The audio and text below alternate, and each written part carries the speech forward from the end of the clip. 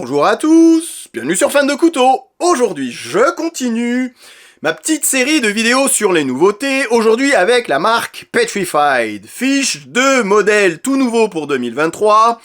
Ceux-là viennent juste de sortir sur le site, je vous laisse le lien dans la barre de description comme d'habitude. Et c'est vrai que j'avais un petit peu tardé à vous présenter du Petrified Fish, du poisson pétrifié. Souvenez-vous, ça avait commencé avec le modèle Beluga. Je vous avais également présenté en même temps le modèle Scholar. Disons que j'avais attendu un petit moment, vous aviez été plusieurs à me dire, tu sais, sur AliExpress, on trouve la marque du poisson pétrifié, tu devrais regarder, c'est une marque qui est hyper intéressante, alors quand vous regardez sur ce site justement, AliExpress, on voit des marques de couteaux quasiment, des nouvelles marques de couteaux quasiment tous les jours. Pas grand intérêt à vous présenter une marque aujourd'hui en sachant pertinemment que la marque va disparaître et qu'elle ne percera jamais. C'est pour ça que j'avais attendu un petit peu de voir ce que ça donnait Petrified Fish, de savoir où ils allaient avant de vous présenter le Beluga et avant de vous présenter le modèle Scholar. Aujourd'hui, j'en suis certain, c'est une marque sur laquelle il faut compter, c'est une marque qui grandit, c'est une marque qui nous propose de plus en plus de modèles. Il lance d'ailleurs tout récemment, le modèle n'est pas encore sorti ou vient juste de sortir, une version lame fixe du Beluga avec une lame en N690, G10 ou micarta. On va être sur 9,2 cm de taille de lame.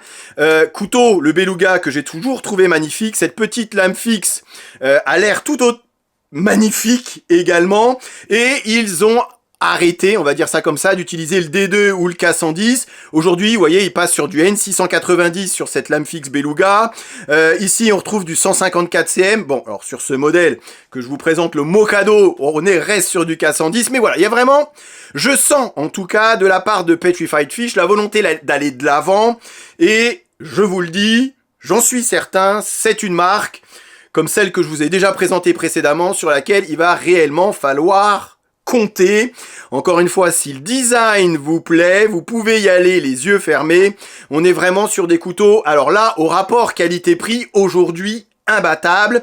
Comme je vous ai dit, la marque est relativement récente, ils surfent pas encore sur leur notoriété, donc ils nous proposent des tarifs quand même assez attractif. Vous voyez, celui-ci en 154 cm, on est sur un couteau qui coûte 70 €.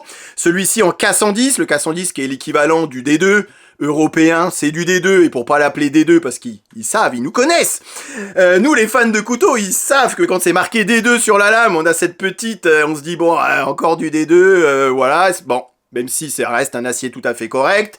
Donc là, ils l'appellent K110, mais ça reste du D2, mais voilà. On est vraiment sur une marque qui grandit, une marque qui a envie de nous proposer des choses très attrayantes, attractives. Il faut d'ailleurs appel à des designers externes. Aujourd'hui, il n'y a pas que du designer maison, donc c'est une marque sur laquelle il faut compter. Je vous montre la boîte quand ça vaut le coup. Avant, on recevait les Petrified Fish dans cette petite boîte carton. Tout ce qu'il y a de plus simple et banal. Aujourd'hui, on reçoit, et j'ai reçu d'ailleurs ces modèles de Petrified Fish, dans cette boîte carton qui est scellée. C'est la première fois que je vois ce type de boîte. Et vous avez à l'intérieur, comme ce qu'on peut retrouver sur d'autres marques plus connues, la petite pochette moumoutée. Vous voyez ici, vous avez la petite arête de poisson, le petit poisson pétrifié pour la fermeture éclair. Je trouve que ça, c'est très joli. C'est une petite attention qui fait plaisir. Donc pochette moumoutée, vous avez bien évidemment la lingette, vous avez également un petit sticker comme d'autres marques font, et vous avez également, puisqu'ils savent que parfois à force de démonter et remonter son couteau, on finit par abîmer le pas de vis, vous avez une paire de petites vis supplémentaires si jamais vous avez bousillé au démontage les vis qui permettent de tenir votre couteau en place. Donc petite attention, qui fait plaisir, encore une fois, et je vais le redire pendant cette vidéo, Petrified Fish, c'est une marque qui monte et qui nous propose des couteaux fort intéressants. J'adore celui-ci, il s'agit du modèle Morse, PFE 07 ou Morse, puisque ce qu'il faut savoir chez Petrified Fish, c'est qu'ils adorent donner des chiffres et des lettres à leur couteau. Ici le Scholar, PFE 04, ici le Mokado que je vous présente dans 2 petites secondes, PFP 08. On se souviendra ici du Morse, collaboration avec Hydra Design pour le design. Je vous laisse le lien de Hydra Design dans la barre de description. C'est très intéressant. C'est une jeune demoiselle qui collabore avec nombre de marques de coutellerie pour les designs et pour dessiner des couteaux. Elle a collaboré avec Quebec, elle a collaboré avec Boker. Et aujourd'hui, elle collabore avec Petrified Fish pour ce morse. Alors, non pas qu'il y ait un côté féminin sur ce couteau, absolument pas. Mais il y a malgré tout un petit côté effilé. Un petit côté, alors je vais pas dire raffiné, puisqu'on est sur un manche en G10, il n'y a rien de raffiné dans le G10. Mais par rapport aux Beluga qui ont sensiblement la même taille de couteau, on est avec ce morse sur un couteau un peu plus élégant, un peu plus discret, un peu plus facilement transportable, 19,6 cm de taille de couteau. Vous savez, je dis souvent 19 cm, c'est la limite, mais autant le Beluga, il est intransportable, il est lourd, il est gros, il est massif, il est imposant, il fait peur. Autant celui-ci, le morse avec 19,6, il disparaît littéralement dans la poche. 8,4 cm de lame, et ce qu'il sauve, vous voyez, c'est cette faible hauteur de lame, 3 mm d'épaisseur, et là on pourrait se dire, avec cette faible hauteur de lame, on va être sur un vrai burin, avec un tranchant hyper épais. Eh ben non, on a un tranchant, alors, c'est pas le tranchant le plus fin du marché, mais c'est pas un tranchant exagérément épais, et ça fait plaisir, ça participe vraiment au plaisir qu'on a de slicer, de trancher avec ce couteau, c'est vraiment hyper agréable de travailler avec ce couteau, et le fait qu'on soit justement sur cette faible hauteur de lame, ça participe au côté polyvalent. Vous voyez, on peut vraiment tourner dans l'aliment avec beaucoup moins de résistance que lorsqu'on est sur des lames un petit peu plus hautes. 154 cm pour l'acier, ils ont abandonné, en tout cas sur ce modèle, le D2 ou le K110.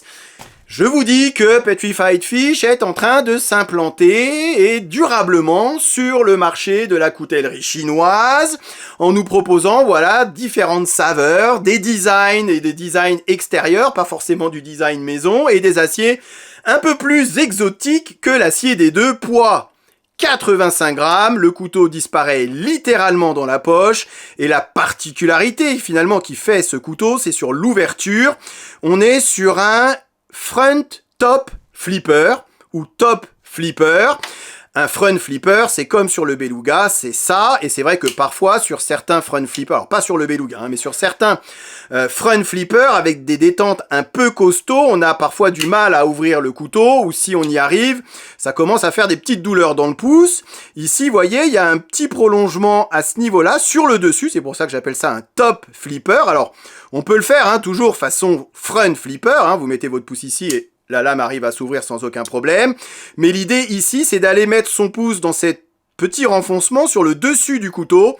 Et une simple pression permet d'ouvrir son couteau. Et c'est ça un peu, je trouve, l'originalité qu'il y a sur ce couteau. Vous voyez ici, pareil, hein, sur le morse. Alors après, il existe tout à fait, bien évidemment, différentes saveurs, différentes couleurs de manches et différentes finitions au niveau de la lame.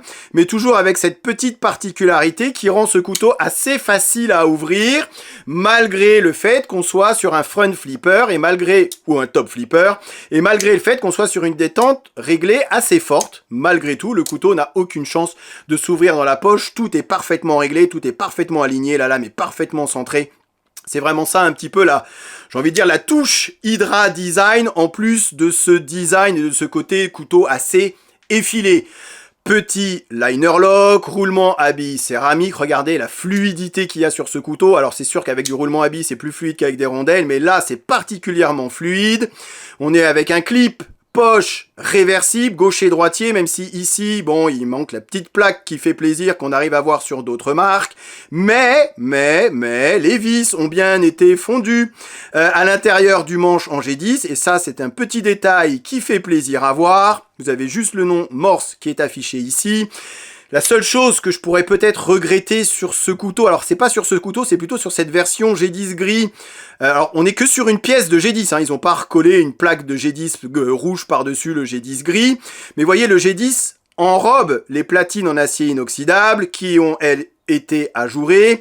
Mais je trouve que dans cette version, le manche fait un peu trop plastique à mon goût. Alors, c'est pas du plastique, c'est du G10.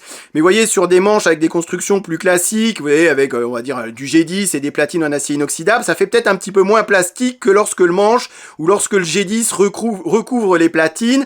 J'ai moins cet effet plastique avec ce noir et blanc, même si je préfère cette lame satin.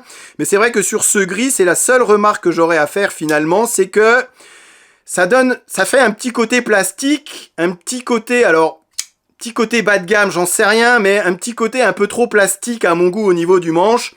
Ce qui, bien évidemment, ne retire en rien sur l'ergonomie générale du couteau. Excellente ergonomie. Même lorsque je m'attaque au tuyau d'arrosage, on pourrait penser que sur un manche et sur un couteau finalement assez effilé, avec une hauteur de manche et une hauteur de lame du coup assez petite, assez réduite, on sera sur un manche qui va peut-être bouger un petit peu à l'intérieur de la main.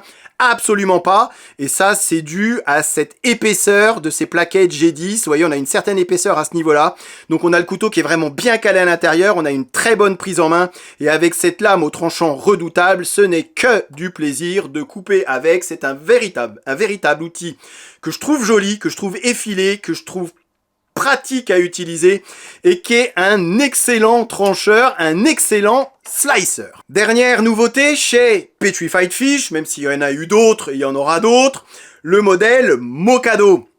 Et souvenez-vous ce que je disais dans la dernière vidéo sur QSP, là il y a un réel intérêt à avoir fait ici cette interruption de tranchant, disons-le comme ça, puisque on est sur deux types d'émoutures différentes sur la même lame. Alors, là, avec ce Mokado, on est très loin du couteau de poche, du couteau EDC friendly. C'est pas forcément le couteau, le design qui me parle le plus. C'est vrai qu'à choisir entre les deux modèles que je vous présente aujourd'hui, je choisis le Morse sans aucune difficulté.